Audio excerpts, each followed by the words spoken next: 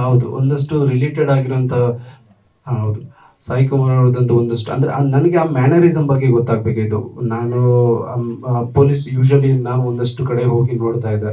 So ಅವ್ರದ್ದು body language ಹೆಂಗಿರುತ್ತೆ ನಾನು ನೋಡಿದ್ದೆ. ಬಟ್ ಚಿಕ್ಕವರಿಂದ ನೋಡೋದು ಬೇರೆ. ಆಸ್ ಅನ್ ಆಕ್ಟರ್ ಆಗಿ ಆ ಕ್ಯಾರೆಕ್ಟರ್ಗೆ ಯಾವ ಬೇಕು ಅನ್ನೋ ಕ್ಯಾರೆಕ್ಟರಿಸ್ಟಿಕ್ ನೋಡಿಸ್ಕೋಸ್ಕರ ನಾನು ಹೋಗಿ ಒಂದಷ್ಟು ಕಡೆ ಅಬ್ಸರ್ವ್ ಮಾಡ್ತಾ ಇದ್ದೆ ಇನ್ಸ್ಪೆಕ್ಟರ್ಸ್ಗಳನ್ನ, ಮತ್ತೆ ಒಂದಷ್ಟು ಇಂಟರ್ವ್ಯೂಗಳನ್ನ ನೋಡ್ತಾ ಇದ್ದೆ. ಮತ್ತೆ ಹಳೆ ಫಿಲಮ್ಗಳಲ್ಲಿ ಯಾವ ರೀತಿ ಮಾಡಿದರೆ ಸೀನಿಯರ್ ಆಕ್ಟರ್ಗಳು ಅವ್ರದ್ದು ಒಂದಷ್ಟು ರೆಫರೆನ್ಸ್ ಇಟ್ಕೋತಾ ಇದೆ.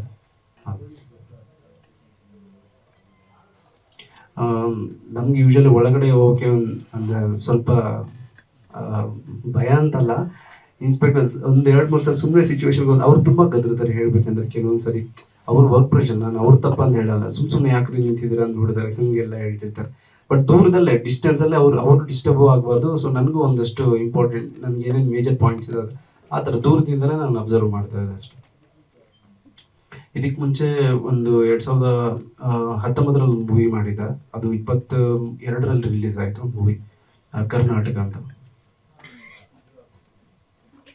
ಇದು ಫಸ್ಟ್ ಫಿಲ್ಮ್, ಅದರಲ್ಲಿ ಸೆಕೆಂಡ್ ಲೀಡ್ ಆಗಿ ಮಾಡಿದ್ದೆ, ಇಂಪಾರ್ಟೆಂಟ್. ತುಂಬ ಖುಷಿ ಆಗುತ್ತೆ ನನಗೆ. ಅದು ಹೇಳಿದ ಹಾಗೆ ನಾನು ಒಂದಷ್ಟು ಜರ್ನಿ ನಂದೇನಿದೆ, ಥಿಯೇಟರ್ ಜರ್ನಿ ಆಗಿರ್ಬೋದು, ಸಿನಿಮಾ ಜರ್ನಿಲಿ ನನಗೆ ಇಷ್ಟು ಬೇಗ ಜನರ ಮುಂದೆ ತಗೊಂಡೋಗಿದ್ದಕ್ಕೆ ಇವ್ರಿಗೆ ತುಂಬ ಥ್ಯಾಂಕ್ಸ್ ಹೇಳ್ತೀನಿ.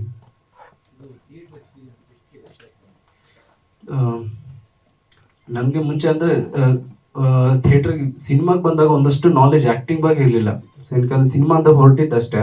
ಸಿನಿಮಾದಲ್ಲಿ ಟೆಕ್ನಿಕಲ್ ಆಸ್ಪೆಕ್ಟ್ಸ್ ಗೊತ್ತಾಯ್ತು ನನಗೆ. ಒಂದು ಮೂವಿ ಮಾಡಿದ್ರೆ ಅದ್ರಲ್ಲಿ ಬ್ಯಾಕ್ಗ್ರೌಂಡ್ ಏನೇನು ವರ್ಕ್ ನಡೀತೆ, ಹಾಗೆ ನಾನು ಇವನ್ ಎಡಿಟಿಂಗ್ ಟೇಬಲಲ್ಲಿ ಎಡಿಟಿಂಗ್ ಎಲ್ಲ ಕೂರ್ತಾ ಇದೆ, ಮತ್ತು ಓಕೆ ಶಾರ್ಟ್ಸ್ ಬರೆಯೋದು ಎಲ್ಲ ಮಾಡ್ತಾ ಇದೆ. ಬಟ್ ಆ್ಯಸ್ ಅನ್ ಆ್ಯಕ್ಟರ್ ಆಗಿ ಅಲ್ಲಿ ನನಗೆ ಗೊತ್ತಾಗಲಿಲ್ಲ. ಆ್ಯಕ್ಟಿಂಗ್ಗೆ ಒಂದಷ್ಟು ಏನಾದರೂ ಇರುತ್ತೆ ಮೇಜರ್, ಎಲ್ಲದಕ್ಕೂ ಒಂದೊಂದು ಸಬ್ಜೆಕ್ಟ್ ಆದಮೇಲೆ ಅದಕ್ಕೆ ಪ್ರಿಪ್ರೇಷನ್ಸ್ ಇದ್ದೇ ಇರುತ್ತೆ. ಸೊ ಆಸ್ ಅನ್ ಆ್ಯಕ್ಟಿಂಗ್ಗೆ ನನಗೆ ಏನಾದರೂ ಬೇಕು ಅಂತ ಅನಿಸಿ ನಮಗೆ ಒಂದಷ್ಟು ಜನಕ್ಕೆ ರೆಫರ್ ಕೇಳಿದಾಗ ಹೆಂಗೆ ಆ್ಯಕ್ಟಿಂಗ್ ಬಗ್ಗೆ ಏನಂದ್ರೆ ಒಂದಷ್ಟು ಜನ ಹೇಳಿದ್ರು ಈ ಥರ ಇನ್ಸ್ಟಿಟ್ಯೂಟ್ಗಳಿರುತ್ತೆ, ಅಲ್ಲಿಗೆ ಹೋದರೆ ಟ್ರೈನ್ ಅಪ್ ಆಗ್ಬೋದು ನೀವು. ಸೊ ಅಲ್ಲಿ ಏನಂದರೆ ಮೇಜರ್ ನೀವು ಸಿನಿಮಾದಲ್ಲಿ ಕಟ್ಟೋದೆಲ್ಲ ಇರುತ್ತೆ, ಓಕೆ ಕಟ್ ಅನ್ನೋದು ಅಥವಾ ರಿಪೀಟ್ ಶಾರ್ಟ್ಸು, ಮಿಡ್ ಶಾರ್ಟ್ಸ್ ಇದೆಲ್ಲ ಇರುತ್ತೆ. ಮತ್ತು ಥಿಯೇಟ್ರಲ್ಲಿ ಒಂದು ಸರಿ ಎಂಟ್ರಿ ಆದರೆ ಸ್ಟೇಜ್ಗೆ ನಾನ್ ಸ್ಟಾಪ್ ಎಕ್ಸಿಟೇ ಆಗಬೇಕು ಮುಗಿಯವರೆಗೂ. 1.5 ಗಂಟೆ 3 ಗಂಟೆ 3.5 ಗಂಟೆವರೆಗೂ ನಾಟಕ ಮಾಡಿದ್ದೀವಿ ಒಂದೊಂದು.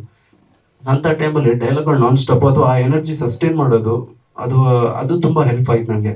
ಕ್ಯಾರೆಕ್ಟರ್ ಒಳಗೆ ಇನ್ವಾಲ್ವ್ ಆಗೋದು, ಎಮೋಷನ್ಸ್ ಎಲ್ಲ ತುಂಬ ಹೆಲ್ಪ್ಫುಲ್ ಆಗೋದು ಥಿಯೇಟ್ರಿಂದ. ಸೊ ನನಗೆ ಮೇಜರ್ ಥಿಯೇಟ್ರ್.